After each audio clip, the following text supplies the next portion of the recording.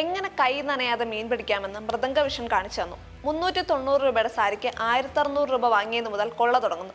വയനാട് മേപ്പാടിയിലെ ഒരു വാടകമുറിയിൽ പ്രവർത്തിച്ചിരുന്ന ആരോരും അറിയാതിരുന്നൊരു സ്ഥാപനമാണ് സർക്കാർ സംവിധാനങ്ങളെയും നർത്തകരെയും പ്രശസ്തി മോഹിച്ചവരെയും ഒരു ഗിന്നസ് റെക്കോർഡിന്റെ മറയിലും പ്രലോഭനത്തിലും വീഴ്ത്തിക്കളഞ്ഞത്.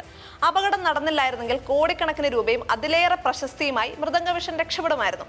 ചുരുക്കി പറഞ്ഞാൽ ഗിന്നസ് റെക്കോർഡ് ലക്ഷ്യമിട്ടുകൊണ്ട് 11,600 നർത്തകരെ അണിനിരത്തി പണമുണ്ടാക്കാനുള്ളൊരു ശ്രമം.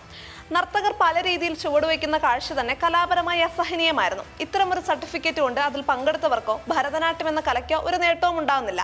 നേട്ടം പണം കൊയ്ത സംഘാടകർക്ക് മാത്രമാണ്. പക്ഷെ സംഘാടകരെ മാത്രം പ്രതിയാക്കി ഒതുക്കാവുന്ന ഒരു കേസല്ല അത്. അവരെ മാത്രം പ്രതിയാക്കി GCDA ഉൾപ്പെടെയുള്ള സർക്കാർ സംവിധാനങ്ങളുടെ കെടുകാര്യസ്ഥത അവഗണിച്ചാൽ അത് രാഷ്ട്രീയ കൊലപാതകങ്ങളിൽ കൃത്യം നിർവഹിച്ചവരെ പ്രതിയാക്കുകയും ഗൂഢാലോചന നടത്തിയവരെ അടുത്ത പദ്ധതി ആസൂത്രണം ചെയ്യാൻ ബാക്കിയാക്കുകയും ചെയ്യുന്നതിന് തുല്യമാണ്.